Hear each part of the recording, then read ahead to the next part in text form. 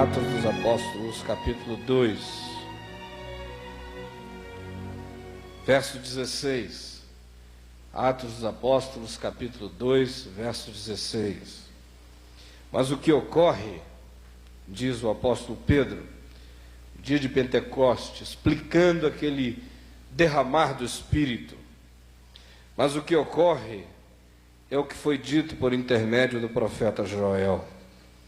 E acontecerá que nos últimos dias, diz o Senhor, que derramarei do meu Espírito sobre toda a carne. Vossos filhos e vossas filhas profetizarão, vossos jovens terão visões e sonharão vossos velhos. Até sobre os meus servos e sobre as minhas servas derramarei do meu Espírito naqueles dias e profetizarão. Mostrarei prodígios em cima no céu e sinais embaixo na terra: sangue, fogo e vapor de fumo. O sol se converterá em trevas e a lua em sangue, antes que venha o grande e glorioso dia do Senhor, e acontecerá que todo aquele que invocar o nome do Senhor será salvo. Amém. Agora abra aqui comigo, segunda carta de Paulo a Timóteo, no capítulo 3. Segunda carta de Paulo a Timóteo, no capítulo 3. Página 254 do Novo Testamento. 2 Timóteo, capítulo 3, do verso 1 até o verso 9.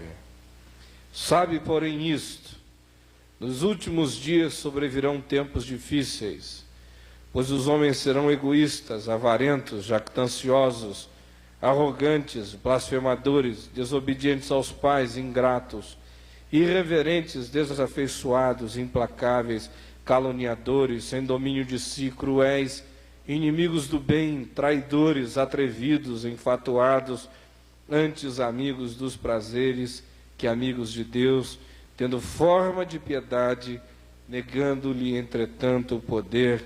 Foge também destes. Porém, pois dentre estes se encontram os que penetram sorrateiramente nas casas e conseguem cativar mulherinhas sobrecarregadas de pecados, conduzidas de várias paixões, que aprendem sempre e jamais podem chegar ao conhecimento da verdade. E do modo porque Janes e Jambres resistiram a Moisés, também estes resistem à verdade. São homens de todo corrompidos na mente, réprobos quanto à fé. Eles, todavia, não irão avante, porque a sua insensatez será a todos evidente, como também aconteceu com a daqueles. Podem sentar-se.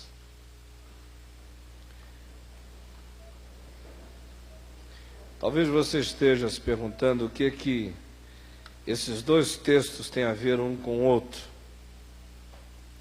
e com o tema do nosso congresso. Nós vamos ter 3 temas sendo tratados aqui em dias específicos, a saber, unidade, oração e criatividade.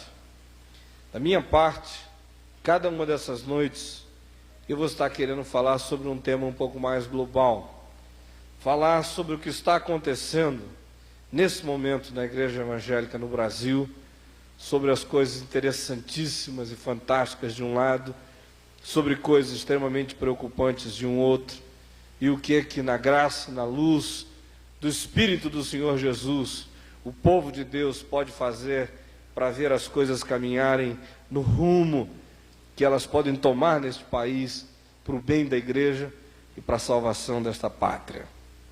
Esses 2 textos que nós lemos, ambos iniciam se assumindo como sendo descritivos em relação aos últimos dias. O primeiro é um texto profético do Velho Testamento, o profeta Joel, assim profetizara: e no dia de Pentecostes, quando o Espírito se derrama, com línguas de fogo caem sobre a cabeça de cada um daqueles 120 que estavam no cenáculo, e quando eles prorrompem, falando em outras línguas, segundo o Espírito lhes concedia que falassem, e quando esse fenômeno atrai multidões extasiadas do lado de fora, e quando deles se cobra e se pergunta uma explicação para aquela manifestação, Pedro se ergue no meio da multidão e faz uma ponte entre o Velho Testamento e o Novo. E ele, que está vivendo nos primórdios, no iniciozinho, no nascer, no aparecer, no brotar da fé e da igreja cristã no mundo, olha para aquele momento como sendo um momento radicalmente escatológico, ou seja, tem a ver com os últimos dias. Já faz 2000 anos que ele disse isso. E com isso a gente aprende que os últimos dias não são apenas os últimos dias. Que os últimos dias, de alguma forma, é uma maneira de compreender o universo e a história humana. De que, de alguma maneira, todos os dias são os últimos dias desde que Jesus ressuscitou de entre os mortos. Ou seja, nós estamos vivendo nos últimos dias porque os dias da morte estão contados.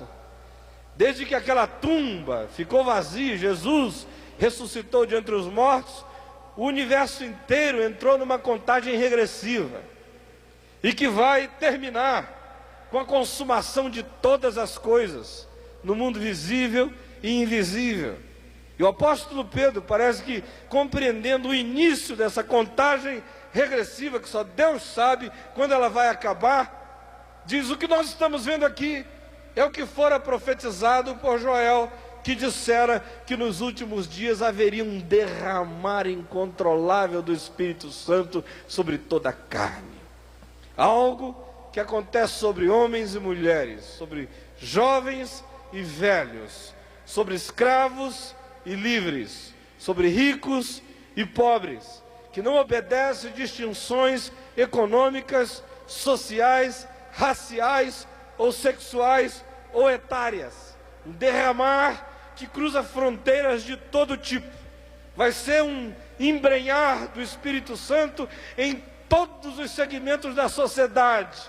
E aí então nós vamos ver velhos sonhando, jovens com visões, empregados, empregadas, boias frias, descamisados, escravos, sejam eles quem forem, despojados da vida, abrindo a boca e fazendo profecias espirituais. Nós vamos ver algo extraordinário de Deus se derramando sobre toda a sociedade humana. E aí ele prossegue usando o texto de Joel e faz uma descrição caótica do universo, das circunstâncias, do ambiente, enquanto esse derramar do Espírito está se dando.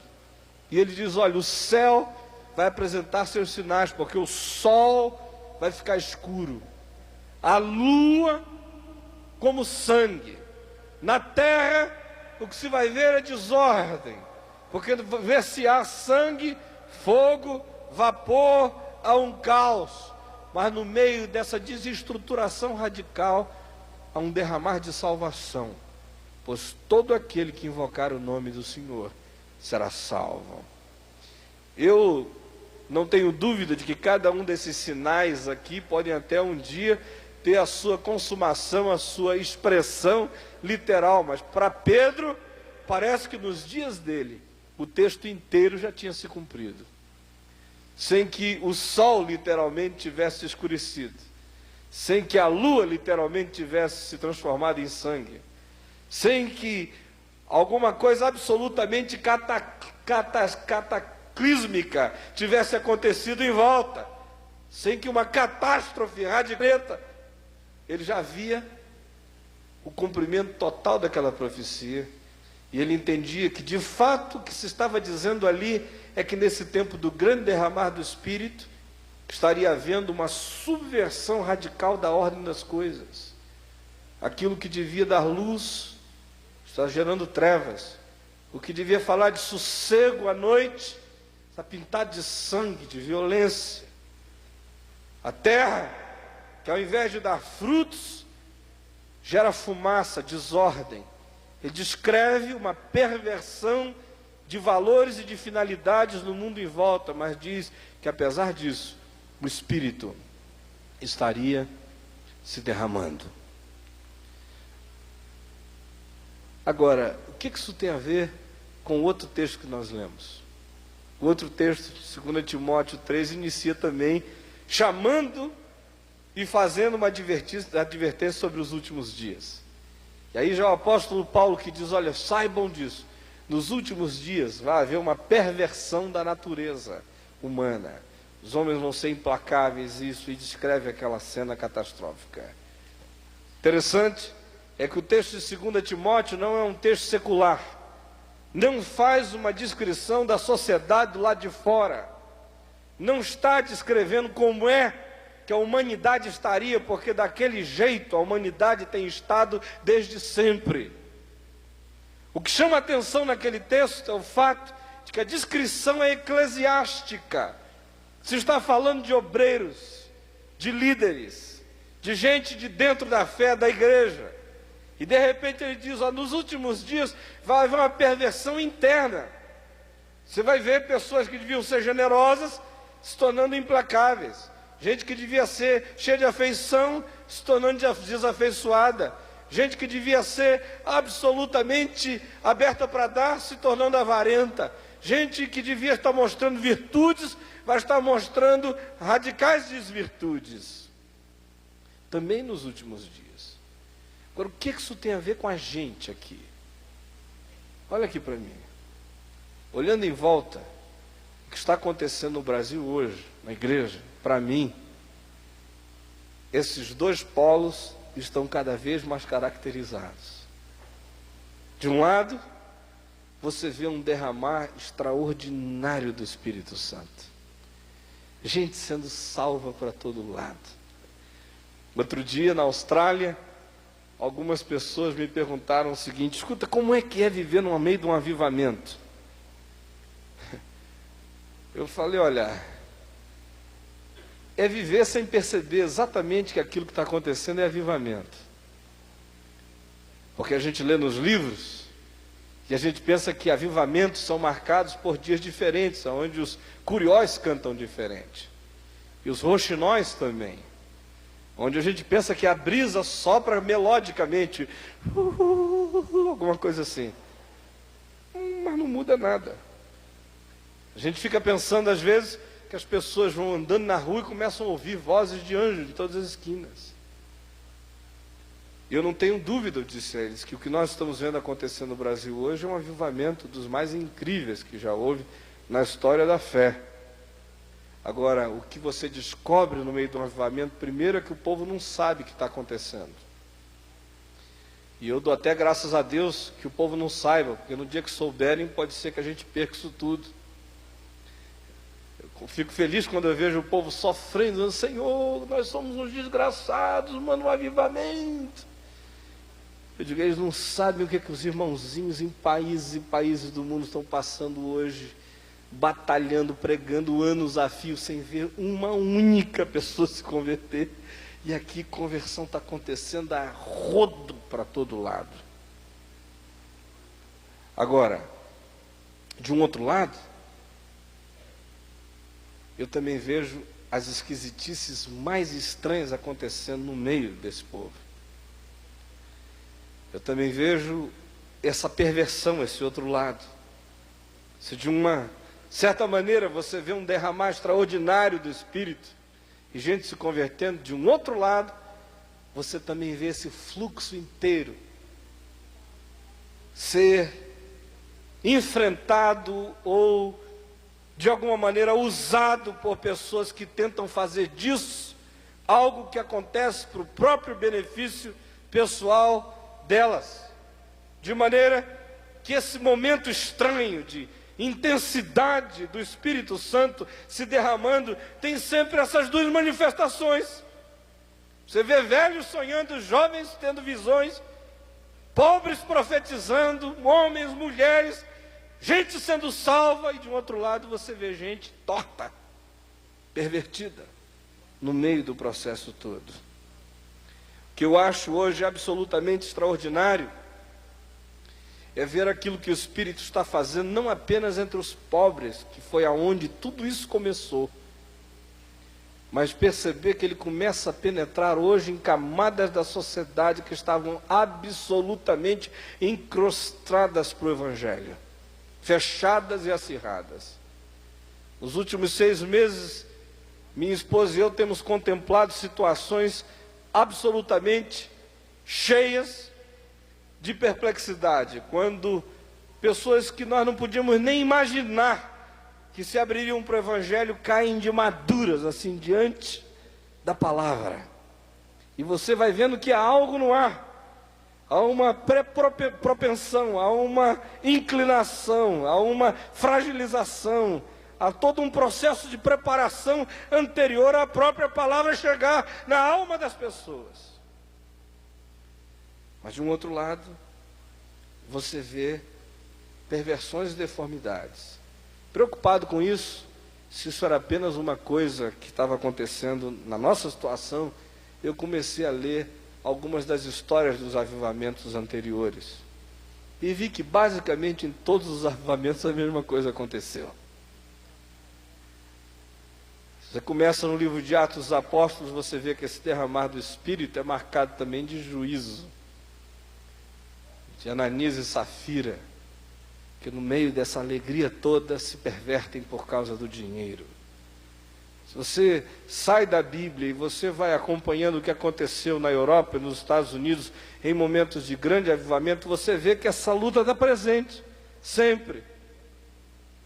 Às vezes a gente fala dos dias de Wesley, pensando apenas no gozo extraordinário de imaginar conversões em massa, sem perceber os grandes conflitos institucionais por trás da igreja anglicana, pedrada de um lado, apodrecida de outro, ministros corrompidos, lutando contra o que estava acontecendo, choques internos imensos. Ou você vê a mesma coisa nos dias de Finney nos Estados Unidos, onde não apenas há grandes movimentos de conversões, mas há batalhas enormes por trás, no pano de fundo, pela alma do povo, por imprimir ritmos que podem ser salvadores ou podem ser destrutivos. Todas as vezes que grandes movimentos do Espírito acontecem, duas coisas acontecem juntas. Uma, muita gente se entrega e se abre para o Senhor. E de um outro lado, sempre começa uma luta enorme para ver quem é que manipula o fluxo que esse poder humano massivo traz. Avivamentos são, portanto, tempos também perigosíssimos. Grandes movimentos de crescimento de igreja podem se transformar em grandes movimentos ideológicos de manipulação desse crescimento. O que eu vou estar tentando falar nessas noites aqui é acerca disso, discernindo o que está acontecendo, tentando ver se cada um de nós recebe luz para perceber o que eu e você, no nosso próprio lugar, podemos fazer no sentido de ver essa obra extraordinária do Espírito ganhar um fluxo bonito que venha impactar extraordinariamente esse país como um todo. Hoje à noite, eu queria iniciar fazendo um exercício simples de discernimento do quadro atual que nos circunda. Que situação é a que nós temos na igreja evangélica hoje no Brasil? Em primeiro lugar, eu diria que quem cresce não sabe, e quem sabe não cresce. Essa é a primeira coisa. Pessoal que está crescendo não sabe muito sobre nada. E o pessoal que acha que sabe muito é o pessoal que não cresce nada. Vocês já viram esse filme em algum lugar? Aí o pessoal que sabe e não cresce se senta com os cotovelos doendo, que eles não podem nem dobrar assim o braço, né? Dor de cotovelo da mais pesada, isso é artrite reumatoide, espiritualoide e evangelicoide, né? Dói tudo, é dor de cotovelo, meu Deus, eu sei, e não cresce. E aquele ali não sabe nada e está explodindo. A minha pergunta é, por que será que quem não sabe cresce e quem sabe não cresce?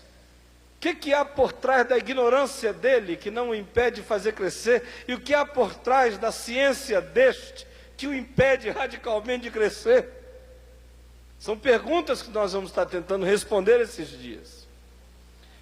Segunda característica do momento atual é que quem efervesce, essa espiritualidade sonrisaica, né? Quem efervesce geralmente não é profundo, e quem é profundo não efervesce. Por que o pessoal que está faz só na superfície? Não tem profundidade nenhuma. Você vê a pessoa pregar e diz, meu Deus, como é que esse negócio vai para frente? Né? Você ouve cada absurdo, sem nenhuma profundidade. Mas de um outro lado, quem é profundo, que você ouve, esse que poço de sabedoria.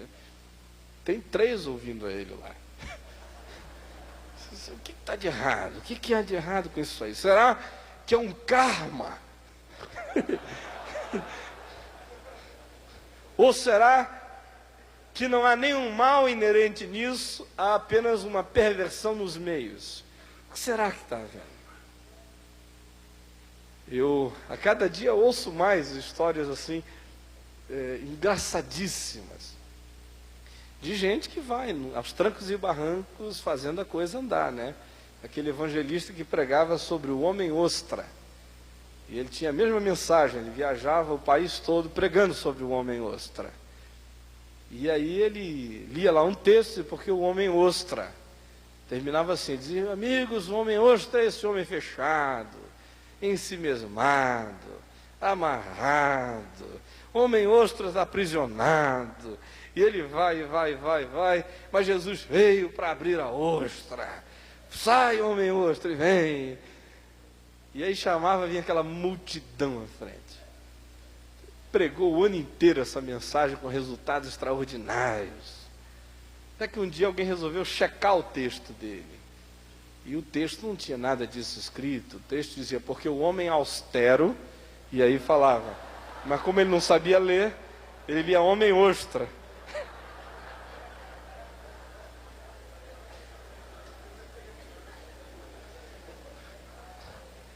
Terceira constatação presente é que quem ministra cura divina muitas vezes está doente em outras áreas. E os que estão sãos em muitas áreas não ministram cura divina. Ou seja, você vê às vezes o pastor do milagre com a família arrebentada, o casamento dele destruído, emocionalmente ele está todo esfrangalhado. Se um psicanalista botar os olhos nele, diz, senta no meu divã e fica deitado para sempre aí, brado, mas está lá, tal, sai, ora, pá, tá, coisa acontecendo. Aí você vê aquele outro inteirão, bem casado, família arrumadinha, filhos maravilhosos, emocionalmente ele parece sadio, um sujeito que tem um eixo dele, bem no eixo, tudo mais. Ele não consegue ter ousadia de crer num milagre, não consegue fazer esse fluxo de saúde interior se transformar num projeto ousado, que admite a intervenção de Deus, fazendo bem aos outros, não apenas através de um papo longo no divã, mas também através de uma intervenção milagrosa do Espírito Santo na vida de alguém. E eu fico me perguntando, por que as coisas têm que ser assim? Por que é o doente que tem que orar por cura divina? E por que é o são que tem que ficar absolutamente calado, sem ser veículo dessa graça numa outra direção? Quarto lugar, quem é democrático e aberto, quase sempre é muito lento. E quem faz as coisas acontecerem quase sempre não está aberto a ninguém. Ou seja, por que os líderes generosos e democráticos são lesmas administrativas?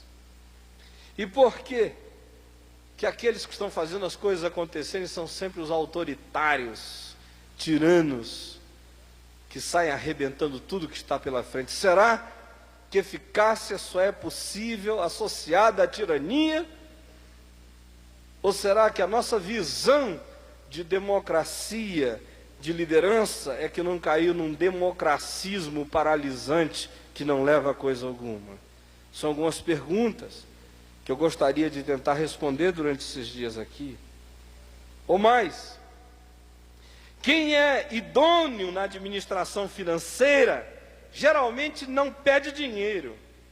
E quem pede dinheiro, nem sempre o pede e usa eticamente. Isso é outra coisa que eu não entendo. Por que eu sou safado? É que tem dinheiro para usar mal. E por que gente ética, que tem estruturas sérias de controle financeiro nas suas igrejas, vivem à míngua? Será que há alguma coisa intrínseca nisso? Ou será que existem exacerbações que pervertem os dois projetos? E que exacerbações são essas? O resultado disso é o seguinte: a igreja cresce em número assustadoramente, mas continua, paradoxalmente, profundamente superficial.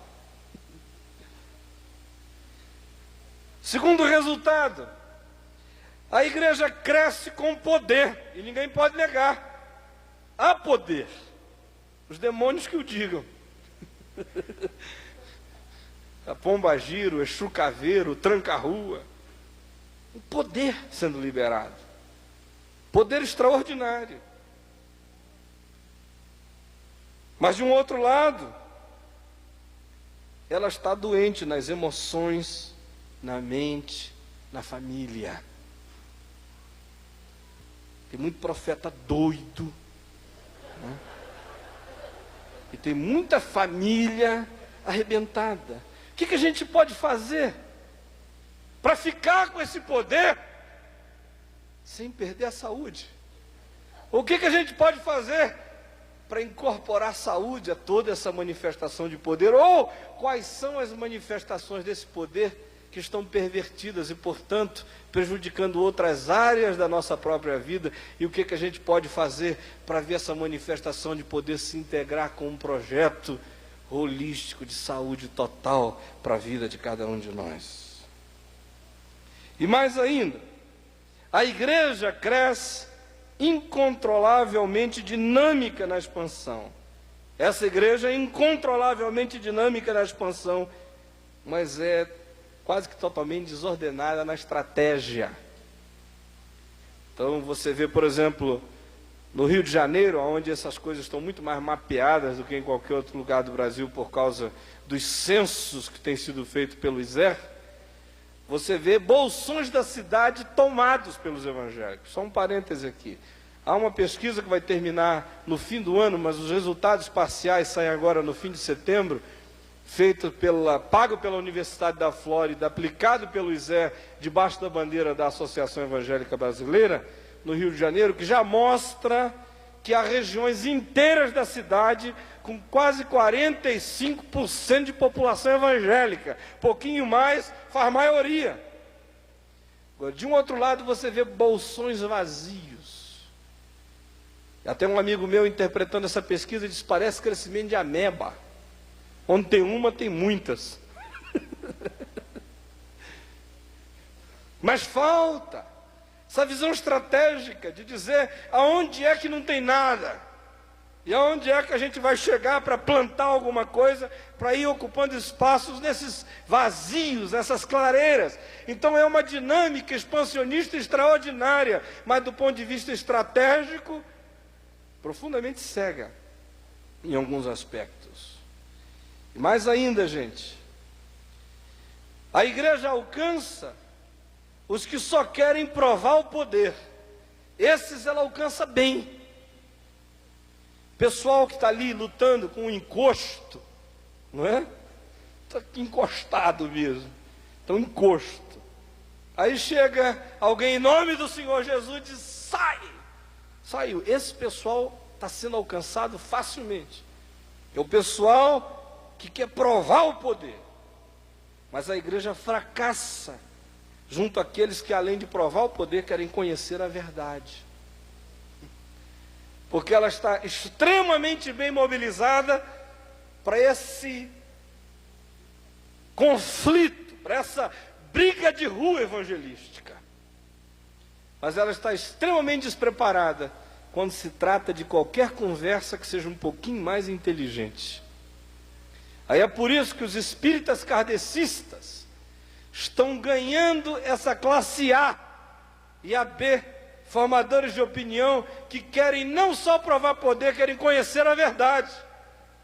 E nós não conseguimos nos articular para dizer coisa com coisa para esse pessoal, porque nós temos uma espiritualidade pragmaticamente voltada para dar choque, mas que não consegue explicar como é que o gerador foi montado. E mais ainda, a igreja arrismenta fundos, recursos financeiros, como praticamente nenhuma outra instituição no país arregimenta, mas paga um preço moral e ético incalculável, porque seu arregimentar de fundos nem sempre obedece uma ética que possa fazer com que isso aconteça sem que a gente pague preços morais enormes por estarmos fazendo isso. Conversando ano passado com o Dr. Roberto Marinho, a primeira pergunta que ele me fez sobre o mundo evangélico foi: fale-me das cifras. Quase não entendi o que o velho estava perguntando. Eu falei: senhor, desculpa, o que o senhor quer falar? As cifras. E fazia assim com o dedo. Eu falei: que cifras? Os senhores movimentam cifras extraordinárias. Fale-me das cifras. Eu falei: o senhor está perguntando a pessoa errada. Há alguns aí que realmente movimentam cifras extraordinárias. Eu posso conversar com o senhor sobre outras cifras. Essas cifras eu não sou exatamente a pessoa para lhe dar boas informações a respeito. Então, esse é um quadro básico, esse é um resultado que a gente vê acontecendo aqui no nosso meio, na igreja evangélica. Ainda indo um pouquinho mais adiante, eu queria fazer algumas importantes constatações acerca das características das igrejas que crescem e das que não crescem nos nossos dias. Olha aqui para mim, quantos pastores e líderes de igreja envolvidos praticamente de maneira integral no ministério nós temos aqui em alguma de suas mãos? Bem alto, por favor. Bem alto. Pode baixar sua mão. Eu não estou aqui, não vou fazer apologia de coisa certa nem de coisa errada. Em primeiro lugar, as igrejas que crescem. Quais são as características no nosso meio das igrejas que crescem?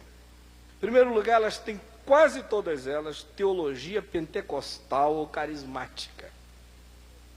Ou seja, é uma teologia que abre a porta para Deus fazer milagres, trazer revelações, para que orações sejam respondidas, e que tem liberdade litúrgica, muitas delas. Muito espaço para o pessoal balançar e para o leigo interromper o fluxo sacrossanto que jorra do púlpito. Segunda característica. Geralmente elas são lideradas por líderes fortes. Gente que tem visão. Gente que chega e diz: irmãos, irmãs, a visão é esta. Gente que diz: é preciso pregar com poder. Gente que toma decisão. E toma logo. O que é? Para fazer? Vamos lá. E já sai na frente. Terceira característica. Geralmente essas igrejas têm uma mensagem pragmática e corajosa. A grande expectativa dessa mensagem é dizer: vai acontecer alguma coisa. Você está ouvindo a palavra? Amém. Espere alguma coisa, porque se Deus está presente, algo vai acontecer. Isso é extremamente pragmático. Não é só uma questão de amontoar um bocado de sabedoria na cabeça de alguém, mas é de afirmar que pode haver uma intervenção. Quarta característica: geralmente são igrejas ágeis, que não levam 8 anos entre a criação de um ponto de pregação na casa de Dona Raimunda e a inauguração da igreja com 64 crentes, 10 anos depois, na quarta rua distante da avenida principal. E ainda, geralmente são igrejas que pedem muito. Pedem muito. Pedir é parte da espiritualidade da maior parte dessas igrejas. E eles pedem baseado em 3 coisas. Em primeiro lugar, amor à obra. Quando a pessoa tem amor à obra e dá, aleluia. Irmãos, vamos fazer, a obra precisa, temos um projeto, é esse o projeto.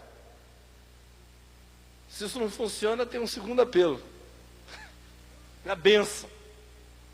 Irmão, dá porque o Senhor vai dar 100 vezes mais. E aí, um investimento maravilhoso. Dá 1 e ganha 100, quem é que não quer?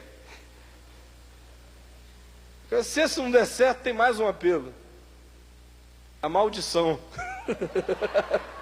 Se não der, está lascado.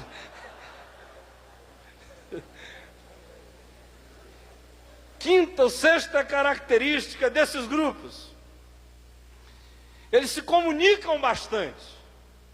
É gente que fala muito, garelas, que falam imensamente de modo simples. Geralmente você vê, o pessoal está falando no rádio, falando na TV, falando na esquina, falando no jornal, falando no boletim, falam, se comunicam, dizem o que pensam, no que creem, convidam e abrem a porta.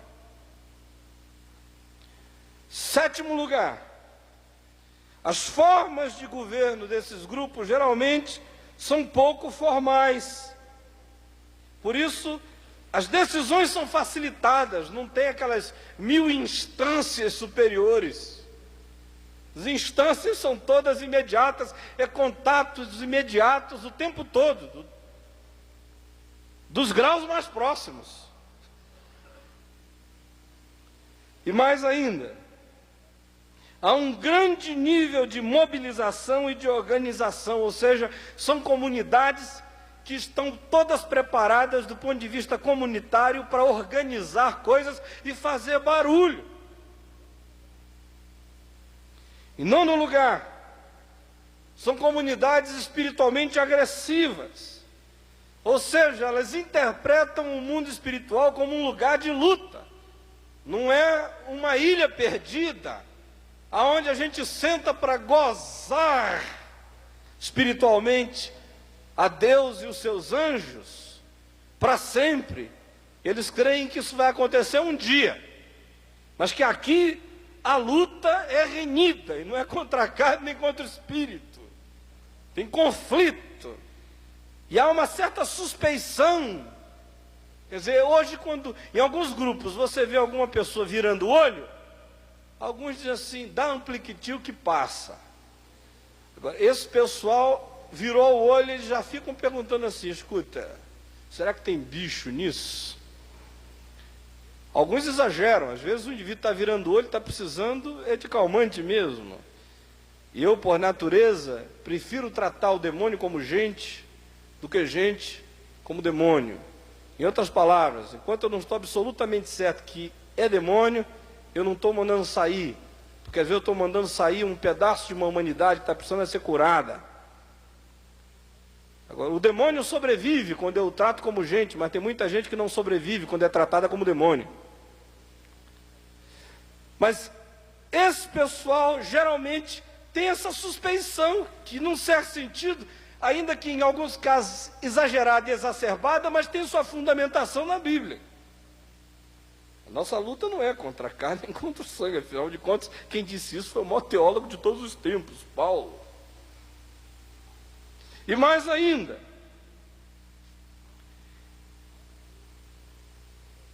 há uma ênfase no levantamento espontâneo e carismático das lideranças.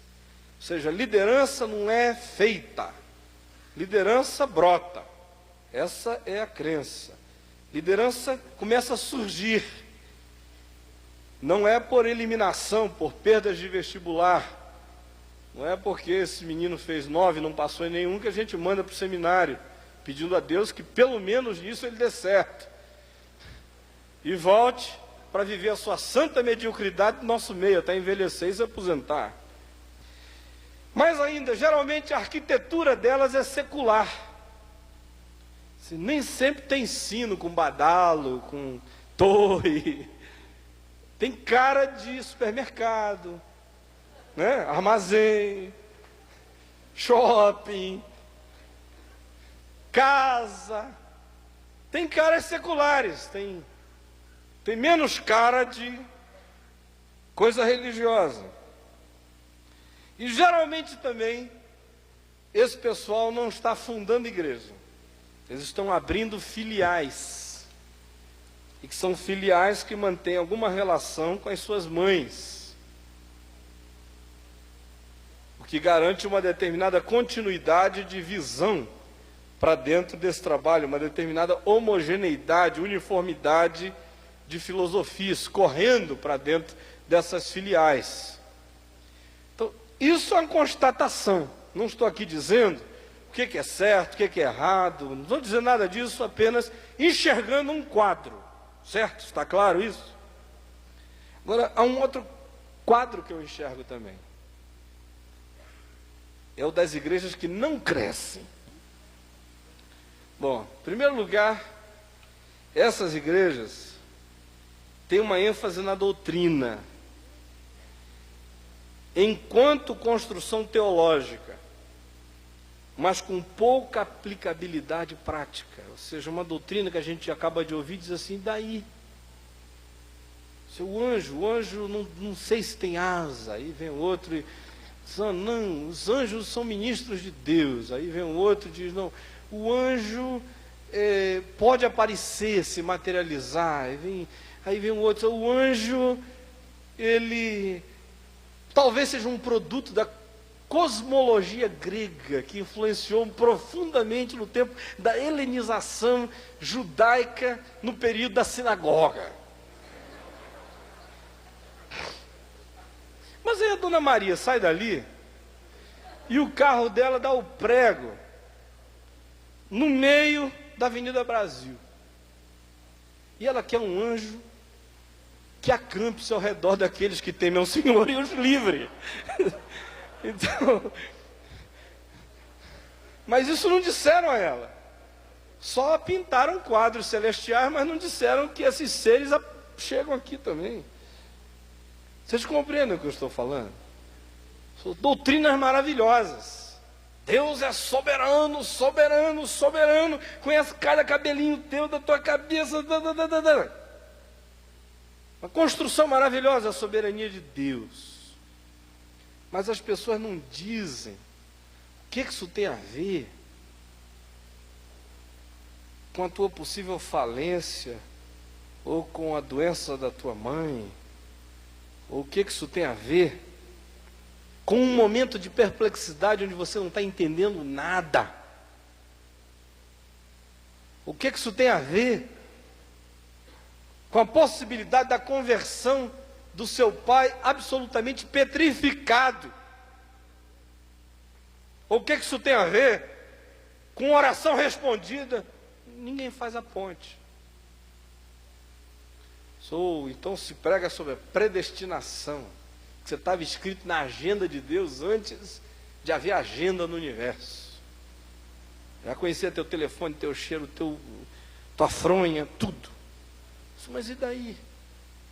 O que isso tem a ver comigo, com a minha autoestima, comigo como pessoa? O que isso tem a ver com o projeto da minha vida? Isso é só uma grande construção que não tem desembocadura para nada. É um viaduto que às vezes não leva a lugar nenhum. E as pessoas ficam perdidas, querendo chão para pisar. Então eu estou falando desse nível de doutrina, que a gente às vezes observa, que existe, mas sem muita aplicabilidade prática.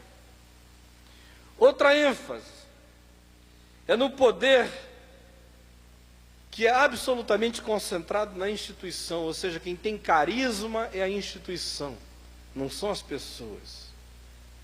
O que é importante não é se você foi ungido. O importante é saber se a sua instituição é de Deus.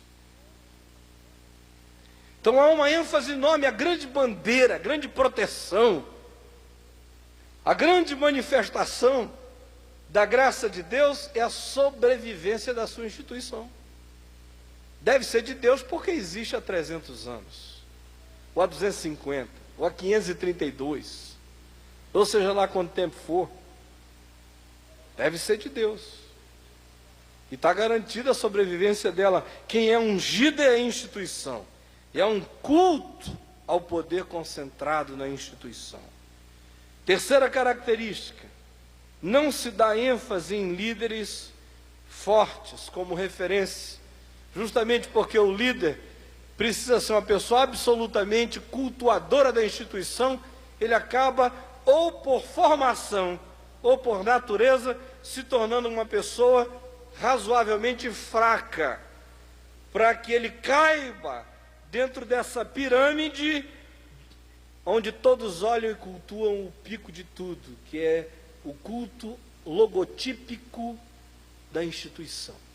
Daí ela existe, é emblemático, cultua-se a instituição. Esse indivíduo é um servo dela, as visões dele não importam muito, porque elas têm que estar absolutamente submissas à orientação da instituição. Quarta característica, geralmente, tanto seus líderes quanto essas igrejas são profundamente escrupulosas no que diz respeito a finanças. Só que trata-se de um escrúpulo daquele tipo que talvez tenha ido por outro lado, tentando se diferenciar radicalmente desses que não têm escrúpulo nenhum e que geram escândalo. Alguns foram para o outro lado do pêndulo. Se quase pedem desculpas por receberem o dízimo da comunidade. Esse dinheiro é uma palavra suja, que a gente lava a boca antes, fala, acaba de falar, lava de novo. Se pede desculpa, um constrangimento radical em falar no assunto. Quinta característica, uma forte ênfase na comunidade. Mas geralmente é uma ênfase que não é apenas na vida comunitária, é uma ênfase que encontra satisfação em relação ao templo cheio. Ou seja, a visão desse líder é a seguinte: Deus está nos abençoando porque o nosso templo está cheio. Isso já tem uma visão maravilhosa. Tem alguns que ficam satisfeitos antes, ficam satisfeitos inclusive porque o templo está vazio. Sexto lugar, geralmente não são pentecostais na sua concepção da participação, de intervenção de Deus na história. São pessoas que, até teologicamente falando, estão abertas para isso, porque eles têm Deus como alguém que é livre para intervir, mas na prática não estão abertos para essa possibilidade no dia a dia. Em sétimo lugar, são extremamente lentos na execução. Existe essa coisa chamada ata, não é? Ata, que não desata nunca, e que dá a sensação de realização. Se tiver na ata, está feito. Se tiver na ata, virou atos.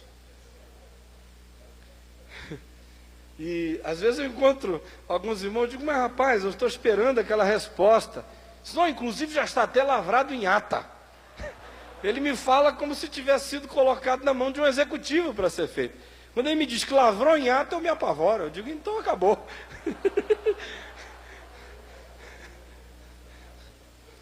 Mas o seguinte, geralmente nessas igrejas, quando alguém consegue ser profundo, profundo mesmo, tá?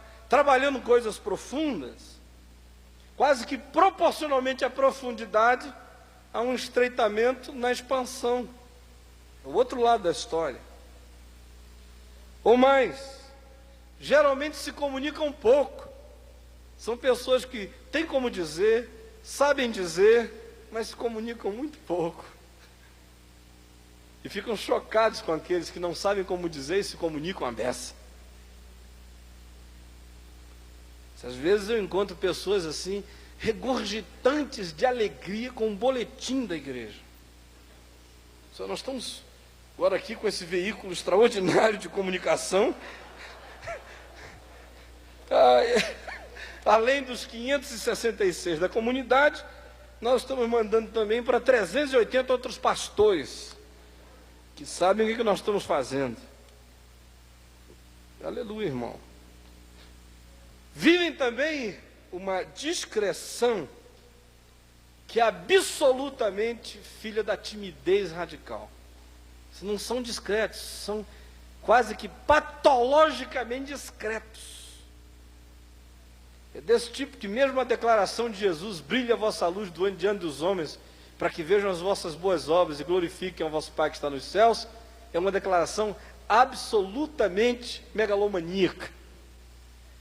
Se não tivesse sido feita por Jesus, eles contestavam. Não pode nada. Eles têm horror a spotlight, mas não deviam ter horror a serem luz do mundo. Em 11º lugar, geralmente as formas de governo são extremamente formais. Parece que você está lidando com o Congresso Nacional em relação a se faz ou não faz a reforma na Constituição. Se vai, não vai, e puxa, e entra um recurso, e não sei o quê. Quando se fala essa palavra recurso, já me causa calafrio. Geralmente é recurso, é o antirrecurso, é recurso para não se fazer. Eu entrei com recurso, eu já sei que é para parar um processo. Quase nunca vejo ninguém entrar com recurso para agilizar um processo, é um recurso para parar. A linguagem também é bastante sagrada, linguagem religiosa, diferenciada da linguagem da rua. É uma linguagem que não tem praticamente nada a ver com o modo como as pessoas falam na esquina. E às vezes o que me choca, eu já tenho dito isso há anos, para alguns isso já é até repetitivo, é o fato de que algumas dessas pessoas no dia a dia falam de maneira normal, igual gente. Mas quando eles vêm aqui para trás, eu não sei o que acontece aqui atrás. Eles mudam radicalmente. Alguém tem que analisar isso. Tem que entender esse fenômeno. O que é isso aqui? Se veio para trás, ele não fala mais em gente, ele fala em empresados. Ele não fala mais em senhoras, fala em senhoras. Ele não fala mais em nada, ele muda, parece que é outra coisa. Ali na esquina ele é diferente, ele ri, ele gargalha, aqui ele não gargalha, ele não faz nada. Ele vira uma maquininha de voicificar essas expressões da religiosidade divorciada da vida real. E mais ainda, dá uma ênfase radical na preparação do líder. Para essas pessoas, o grande líder é aquele que fez não sei quantos cursos. Então eu tenho, por exemplo, amigos que estão estudando há não sei quanto tempo. Quando o dia que eles pararem de estudar, é a época de se aposentar. Você não para nunca mais. Não consegue estudar no caminho. Eu acho que a gente tem que estudar. Crescer a mente, se ilustrar, se atualizar, refletir, parar, aprofundar coisas. Mas eu estou falando aqui no fato de que as pessoas passam a ser julgadas nesses grupos pelo amontoado de canudos que elas amealharam, canudos que não dá nem para a gente comer, não é? Se fosse canudinho de alguma coisa, estava bom, mas não dá gosto em nada. Às vezes você vê a pessoa pregar e diz, para que essa canudagem todinha? Para pregar desse jeito, meu Deus? Bom, vocês vão para a cama hoje com raiva. Porque eu sei que há aqui dois grupos com raiva. O grupo dos que crescem está com raiva. É o seguinte: poxa, o pastor Caio deu uma paulada na gente. Só que o grupo dos que não crescem não percebeu a paulada que eu dei neles. Porque cada um só sente a paulada onde dói. Mas o grupo que não cresce está chateado. Você puxou a brasa para os que crescem. E os que não crescem, puxou a brasa para os que não crescem. Eu tentei não puxar a brasa para ninguém. Apenas constatar uma situação. Eu espero que de alguma forma a gente consiga puxar a brasa para a Bíblia. E espero que quem cresça aprenda com quem não cresce. E espero que quem não cresce aprenda com quem cresce. E espero que ambos aprendam com a palavra, em nome de Jesus. Amanhã à noite eu vou estar falando sobre a necessidade de nós vermos o protestantismo receber fogo pentecostal e a necessidade que nós temos de ver o pentecostalismo ser vazado e ungido com a ética protestante. E que Deus nos abençoe. Vamos ficar em pé.